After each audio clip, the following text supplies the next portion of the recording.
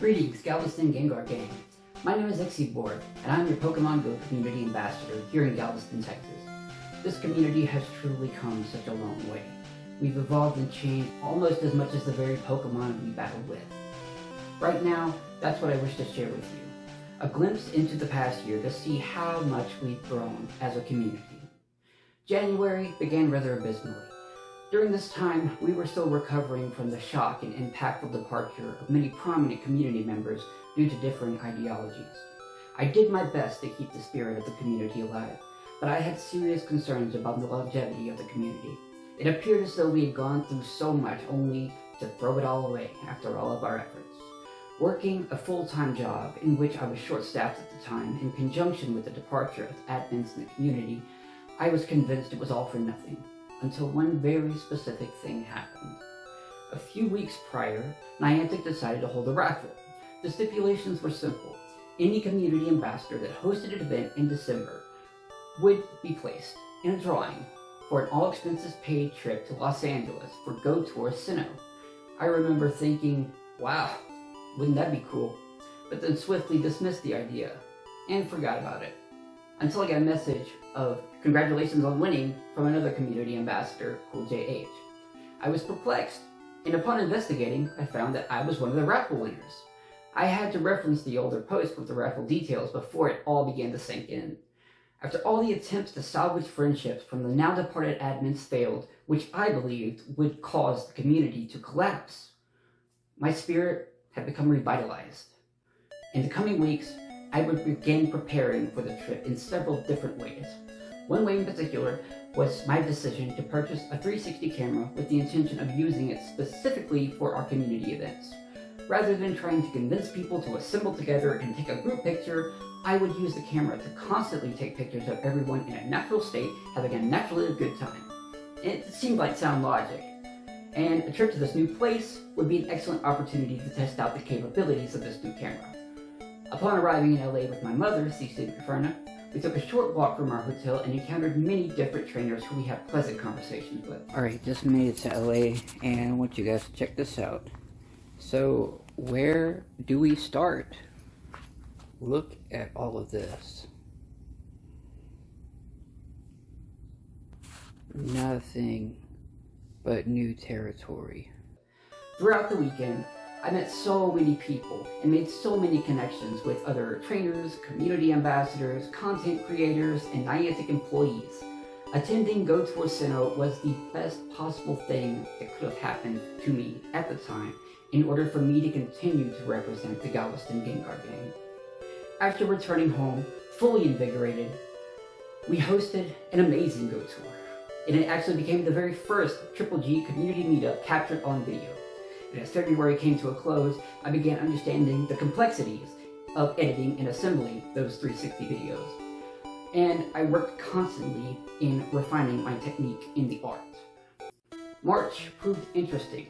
I captured many memorable moments, incredible moments, that I could share with others, but reviewing and editing the footage, it became a little daunting. Determining what was really relevant to my vision became such a challenge.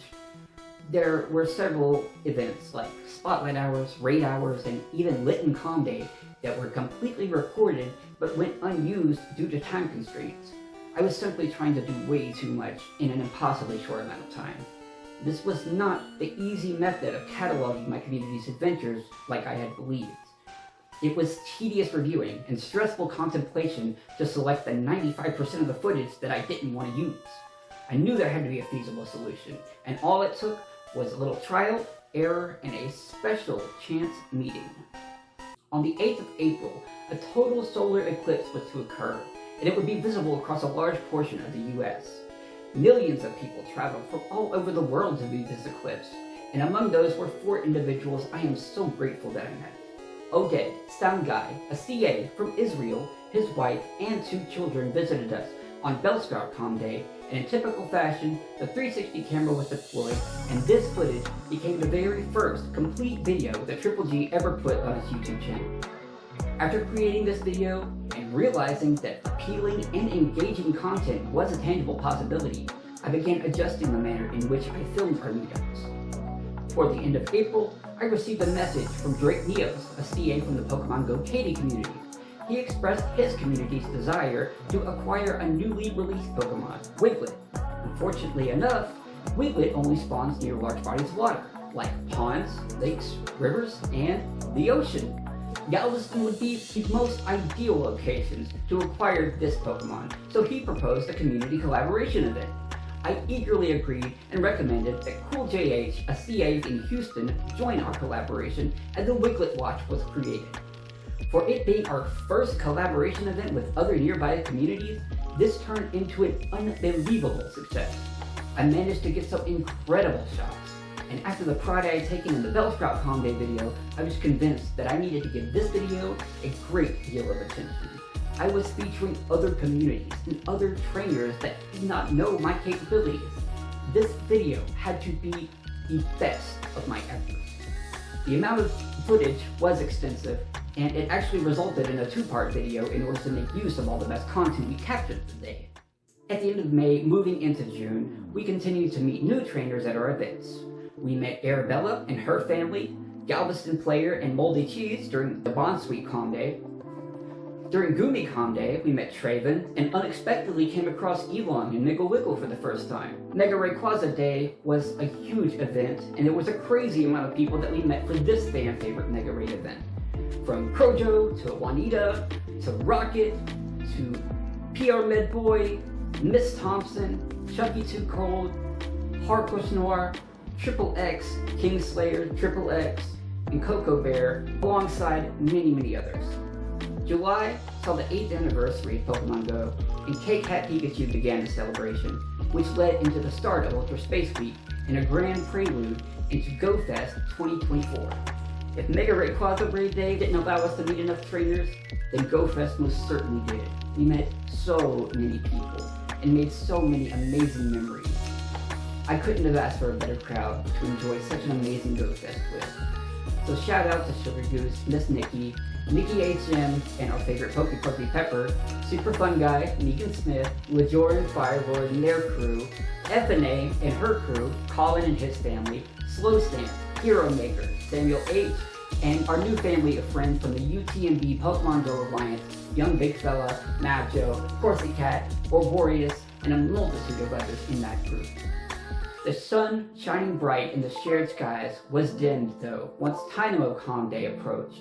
This Com Day was the only Com Day canceled due to inclement weather and excessive flooding in the areas we typically assemble in. It was a discouraging occurrence, but I vowed that the upcoming month of August would show redemption on an epic scale. In typical Niantic fashion, some bugs became apparent in the 24 hours leading up to the Mega Rayquaza Raid Day. This prompted Niantic to host a makeup event with additional bonuses. The Makeup Mega Rayquaza event saw the return of many of those we met during the first Mega Rayquaza event, and another successful event came to a close. Drake Neos from the Pokemon Go Katy community contacted me again, expressing the desire to conduct another collaboration event during the Poplio Com Day. Personally, I was not super excited about Poplio Com Day, not as much as the other ones from the previous year. But I thanked Drake Neos for the idea and happily accepted, because I knew that a collaboration event would be great, regardless of what Pokemon was featured. I again, though, decided that I needed to do something to make this better than our last collaboration, and thankfully, I had one more ace up my sleeve. There was one thing I was holding on to, waiting for the perfect time, and now was that time. There's a local venue here in Galveston called Axe Cave. They host axe throwing, an arcade with a bar and kitchen, a beautiful balcony, and an atrium that has beautiful glass all over it for meeting. They also have a dance floor and great music playing at all times. We've hosted PvP tournaments there in the past, but with a collaboration event catering to 3 separate communities, I wanted to make our presence known to Axe Cave. I contacted management and was able to meet them in person and express my intentions to use their location for our larger post-event meetups. They were happy to accommodate us, and on the day of the event, an employee named Brandon, who was incredibly helpful, friendly, hospitable, and willing to fulfill any requests we had, made our event after party incredible. From chairs and tables to electrical outlets and power, food, drinks, he was the best possible guy to help us out. Big shout out to Axcade. So, a huge turnout on our second collaboration event, where we met even more new faces, and a fabulous after party at a venue that was more than willing to cater to us and gain the publicity. The season of Shared Skies closed in the best possible way. But it's what's on the horizon that would be huge, literally. The long-awaited starters from the Galarian region were debuted in September, along with the Dynamax phenomenon. This new game mechanic changed the game in a tremendous way. Not only did it introduce Dynamax and Gigantamax as a concept, it allowed all way spots in the game as temporary power spots, making use of all the points of interest Niantic uses in their game maps. This populated the maps with an abundance of new locations that most didn't even know existed. The Calm Day for September was a great deal of fun, and once again we hosted an Axcade event, after party, and awarded prizes for the catch contest. With more Dynamax Pokemon being released throughout the remainder of September, the first big event of October was Sawado Calm Day, and as much as I was looking forward to it, life decided to happen. The night of October 4th, I was plagued with a horrible pain in my side, enough so that I decided to go to the ER. I've had a long history with kidney stones, and it turns out that's what was causing the pain. A large 9mm stone had formed, and regardless of the pain in my side, the pain of missing another Calm Day was much, much more difficult. After missing the Calm Day, I had a procedure to remedy the kidney stone problem. I decided that I would be healthy enough to go and try out these Gigantamax Kanto starters. Defeating one of these Kanto starters was difficult. We were able to reduce the boss health down to 50% with 17 trainers. We were discouraged when we couldn't conquer this new challenge, but I took note of all the opinions, and when Niantic asked for feedback, I gave them feedback from our experience. And it seems that our community wasn't the only one who experienced issues during the Gmax battles. This caused Niantic to decrease the difficulty for the next Gmax debut, and they increased the rewards too for successful completion. These changes, along with a much better understanding of how these game mechanics work, allowed us to take down our first Gmax boss, Gigantamax Gengar, and super fitting, am I right? The next month featured our favorite pig monkey Pokemon, Mankey, and this Calm Day allowed me to reconnect with a good friend of mine, Ryan A.O.O. He won a contest I hosted in 2023 in which I gave a shiny tentacle to anyone who had a larger tentacle than the largest that I had ever caught. It took a few months for me to get the prize to him, but it was well worth the wait. When we met and traded the Pokemon, it went lucky. What a fun way to win a contest. A shiny lucky. While it was nice to see Ryan again for the Mankey Calm Day, he also brought some new trainers, JFK's Bullet and Gray's Ash, and it was super fun to meet those guys. As we had done in August and September, we gathered at Axcade in order to host an after party. While no one from the Community Day crowd showed up, we did meet somebody else, Clay, or Dirty Dog. He introduced himself and he requested information from me on our best practices being a community ambassador. He lives in Texas City and was in the midst of the application process to represent that community.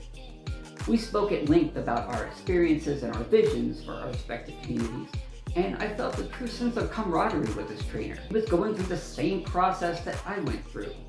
I thought back to the uncertainty that I faced in the midst of the application process, the worry of saying or doing the wrong thing, the feeling of disappointment I was sure to expect from the community if the application wasn't accepted, stressful thoughts and emotions that were impossible to ignore. I knew that he was more than likely experiencing the same feelings I was experiencing at the time, but his attitude, character, and ambition were very apparent. It was extremely enlightening to see others doing things in the correct manner with the proper outlook. It was a far cry from the corruption that had bubbled to the surface from underneath the foundation that the now departed admins believed to be justified. The expectations of communities represented in this program should be taken seriously, and I'm thankful that amid the tumultuous incident that nearly fragmented the Galveston Gengar gang, we prevailed and are now providing an exemplary model of what is expected of communities associated with the Community Ambassador Program. As December descends upon us, I see that we are fulfilling our dual destiny. exuding the prestige associated with Niantic standards of excellence, and providing a stable and structured outlet for the members of the Galveston community and surrounding areas who play this game that we love. Let's go.